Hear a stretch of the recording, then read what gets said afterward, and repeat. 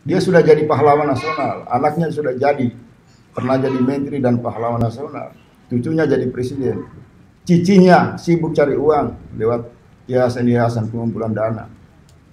Muktamar kali ini angkat foto besar seorang yang berjuang tulus untuk NU, yaitu Kiai Haji Hasan Gipul. Supaya umat juga melihat kebesaran hati daripada organisasi ini menghormati pendiri NU. Umat juga melihat ada sejarah yang hilang, ada sejarah yang dimanipulasi. Tanpa Hasan Gipul nggak ada NU. Dialah konglomerat, dialah tokoh arsitek yang saat itu menguasai ilmu-ilmu pengetahuannya, sekolah modern yang punya basis agama, punya harisma, lahir dari rumpun Sunan Ampel, yang pasang badan, yang membentuk seluruh kantor-kantor cabang. Dari seorang Hasan Gipul inilah menyebar ke seluruh Indonesia. Tapi dalam sejarahnya kan hilang, kuburannya baru ditemukan. Jadi saya ingatkan kalian ya, untuk muktamar ini turunkan foto Hasyim Asy'ari, naikkan foto besar Kiai Haji Hasan Gipul, supaya umat Islam diberi pendidikan pelajaran sejarah bahwa ternyata bukan hanya Hasyim Asy'ari yang mendominasi organisasi ini dengan keluarganya, tapi juga ada tokoh-tokoh Islam yang berjuang secara tulus untuk membangun organisasi ini. Saya tantang dan saya yakin kalian nggak berani, karena kalian sudah terjebak dalam polarisasi pengkultusan yang sangat-sangat kental.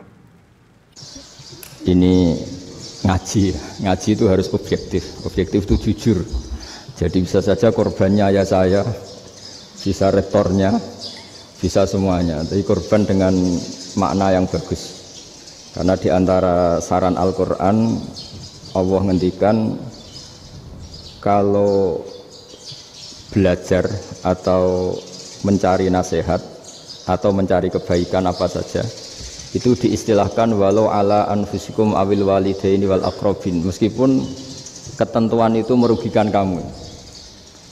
Jadi ketentuan apapun yang merugikan kita harus tetap kaji, meskipun itu tidak menguntungkan kita. Karena banyak problem, mulai dulu sebenarnya problem itu orang yang wakam da'in yadda'i annahu da'a ilallah, tapi hakikatnya yad'u ila nafsih. Jadi banyak dai yang mengklaim dirinya mengajak ke Allah dan Rasul, tapi sebetulnya hakikatnya mengajak ke kelompoknya sendiri. Saya ini termasuk kiai yang masih orisinil.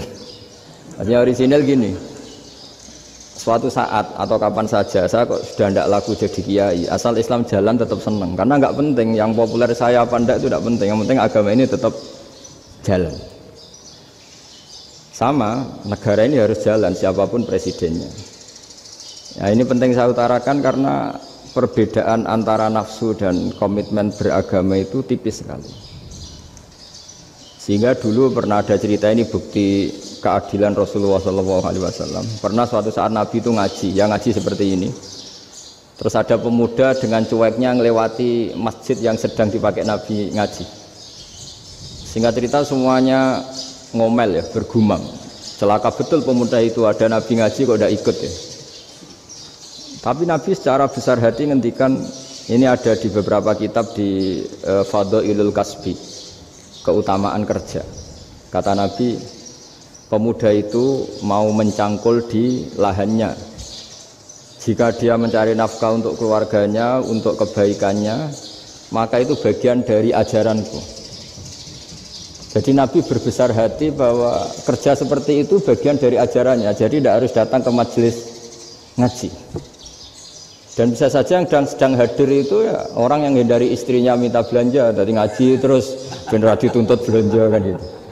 Mungkin anak-anak UMM yang kesini daripada tengok-tengok yang Malang bosen jalan-jalan ke Rembang gitu. Ya, jadi nggak mesti benar juga niatnya gitu. Jadi ya sama itu. Jadi kalau di dunia kiai yang masih orisinil itu, nafsu itu benar-benar dilatih. Maka masyhur dalam cerita ada orang perang sama Ali radhiyallahu anhu. Ketika perang ini sangat semangat, tapi ketika orang itu meludahi dan Sayyidina Ali ini tersinggung karena diludahi, Sayyidina Ali langsung angkat tangan. Sudah perangnya nggak usah diteruskan. Karena saya marah sama kamu sekarang demi nafsu. Karena kamu meludahi saya. Padahal saya tadi motifnya demi Allah dan Rasul. Jadi sangat tipis bedanya kita emosi karena diri kita dan emosi karena Allah dan Rasul. Sehingga ketika diludahin ini terus beliau mikir jangan-jangan perang saya karena saya diludahin. Nah, yang hilang dari peradaban modern adalah Allah itu tidak begitu hadir di hati kita. Saya sering cerita di mana-mana, teks hadis itu sebenarnya berbunyi gini, ini hadis sahih. Mangka na yu'minu billahi wal yaumil akhir fal yukrim jarohu. Ada yang fal yukrim jarohu doifahu, ada yang fal yakul khairan aul yasmut. Siapa yang iman dengan Allah dan Rasul maka harus memuliakan tetangganya, memuliakan tamunya. Dulu itu ada seorang ulama dipanggil anak muda, dibully terus sekarang. Wahai kiai, datang ke rumah saya. Datang kiai itu.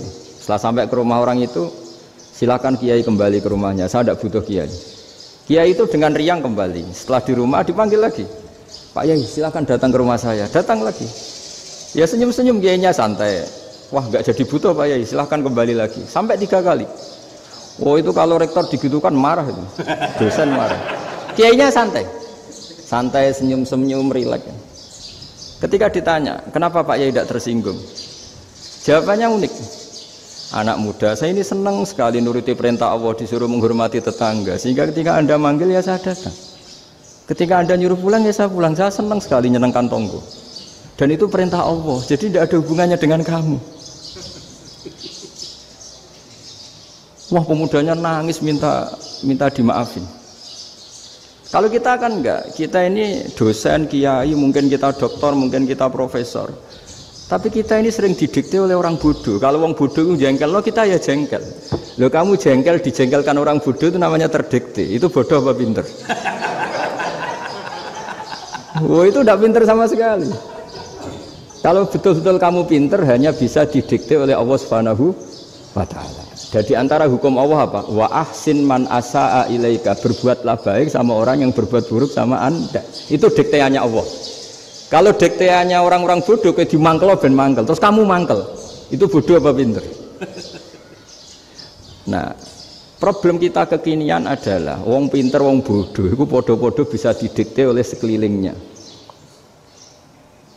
Terus karuan wataknya perempuan seperti itu, wataknya anak-anak seperti itu, kita didikte.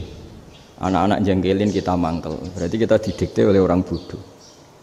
Makanya agama itu unik, kadang ngendikan wa ahsin man asa'a ilaika, kadang wasil man qata'aka, sambunglah orang yang memutus kamu.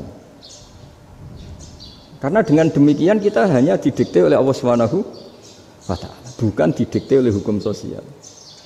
Cara Jawane nak ngapiki tangga sing apik akeh tunggale. Berbuat baik sama yang berbuat baik pada kita itu mbok orang fasik ya seperti itu, maling ya seperti itu, sama. Tapi kalau berbuat baik sama orang yang berbuat jelek sama kamu itu baru luar biasa. Dan memang teksnya hadis wa ahsin man asa'a ilaika, berbuat baiklah sama orang berbuat buruk sama kamu.